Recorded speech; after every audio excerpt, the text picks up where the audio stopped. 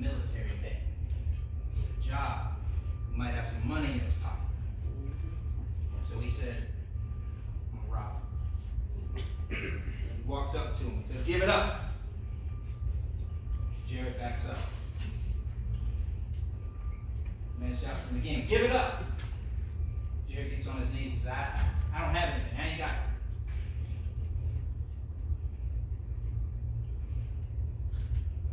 Bam!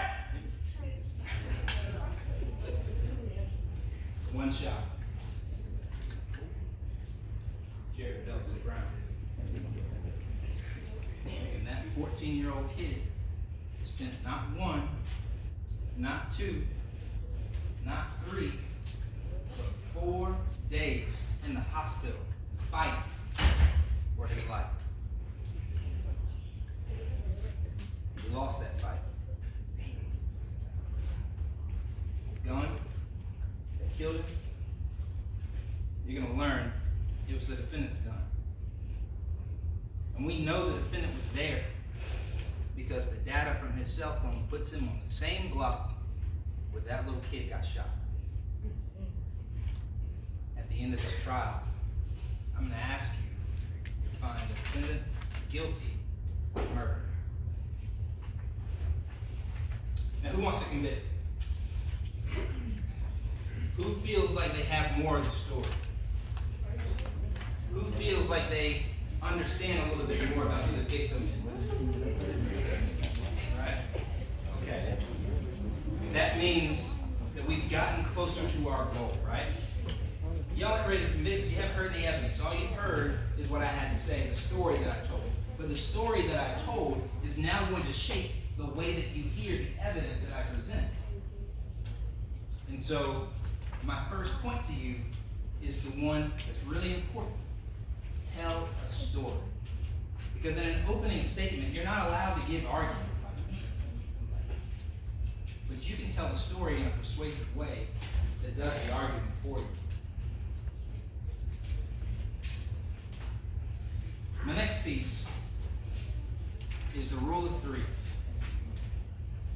The rule of threes says that if something's important in your argument, if you want someone to pay attention to a particular fact or a particular point, you bring it up 3 times. There's some magic in the three, the number 3, that it'll stick in your mind if it's repeated to you multiple times. Last thing is primacy and recency. What that means is the primary thing you hear, the first thing, has to be your most important thing.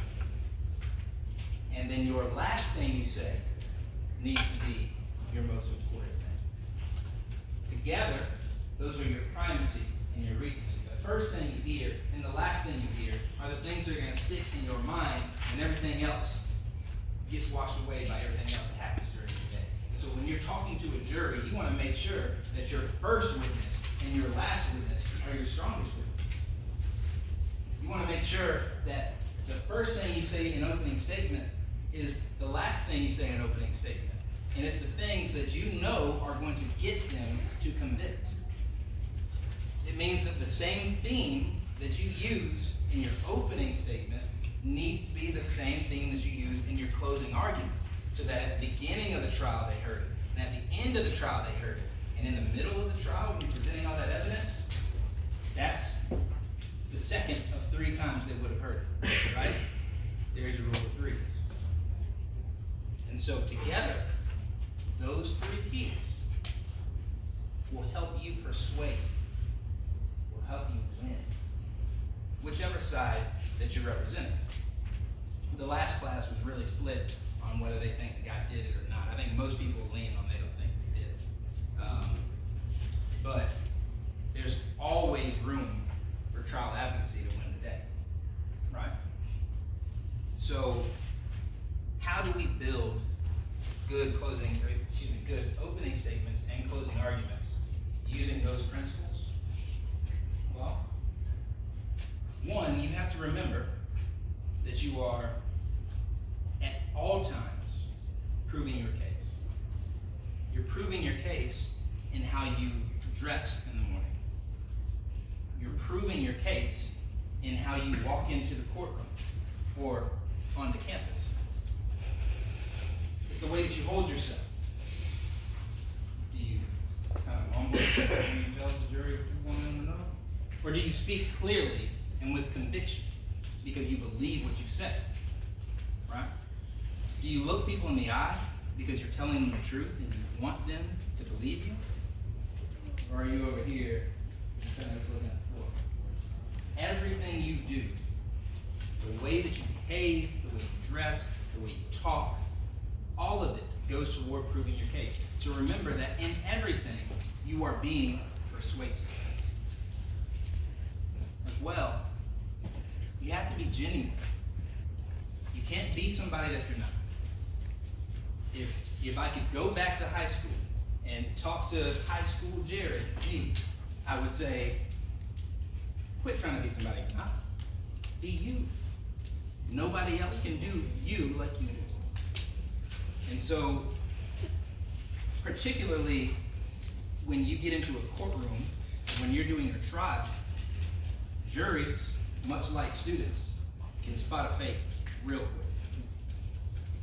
And so if you are presenting in a way where you're not being genuine to who you are, they're going to pick up on that.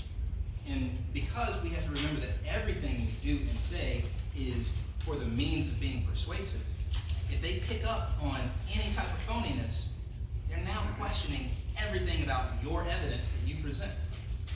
You don't want that, because whether you represent the state or you represent Mr. Harmon, you want them to believe what's coming out of your mouth. You want them to believe the witnesses that you put on the stand. You want them to believe in the evidence that you showed them. So be yourself. Try not to sound like a lawyer.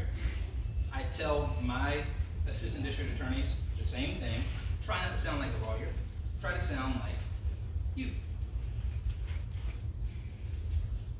You also need to be concise. Nobody wants to hear you talk for 45 minutes. Your own mama don't want to hear you talk for 45 minutes. All right? So you have to remember that. Get in, get out, quit messing about. Tell your story. Tell it clearly, concisely, and be persuasive while you're doing it. Now, closing argument is different from opening statement. Opening statement is your first opportunity to tell the jury what you know about your case. I started to say what you think about your case, and then I remember I'm supposed to be being persuasive. It's not what I think, it's what I know. I know that man shot that kid. I know that he's guilty. So let me tell you in a tone of voice and with the words that prove that. But I can't argue. In closing argument, I can. The difference is, the start of the trial, no evidence has been presented. At the end of the trial, when you're giving your closing argument, everything's in evidence. And you get to argue based on what came out on the stand. And that means that you have a world of things to work with. But not if you didn't build it. So remember that as you are asking questions, as you're trying to decide which witness to bring with you, as you're trying to decide which pieces of evidence you give the court and let the jury see, all of that is you building your closing argument. All of it results in that final statement that you get to make to the jury. And so, as you are working through your case,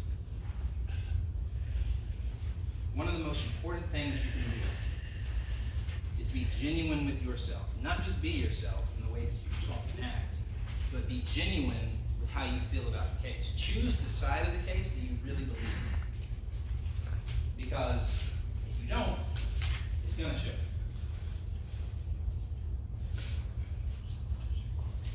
You'll have to forgive me, I don't remember all the questions on this sheet. Also, in your closing argument, that's your time to take the facts are what you establish on witness stand, and blend them with the law.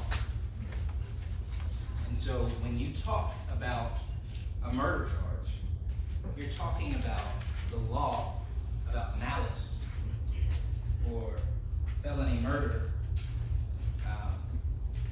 You're talking about technical legal things like perhaps party to a crime, which I know is part of this case.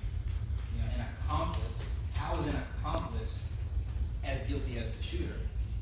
But you have to weave your facts into that. You can't just say, hey, party to a crime is the law, and he was there, so find him guilty. You have to show how, through your story, the actions that he takes impacted the crime, impacted that victim, took that life, and now he must be held accountable for it.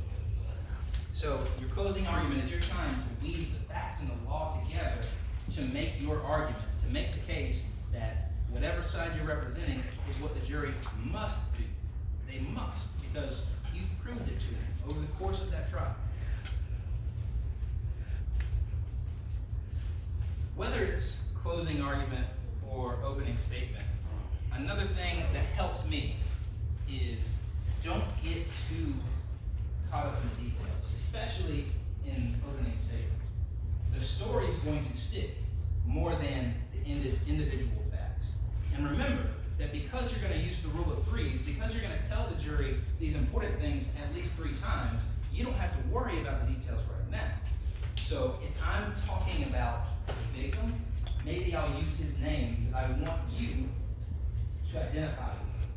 I want you to recognize that it's a real human being whose life is taken.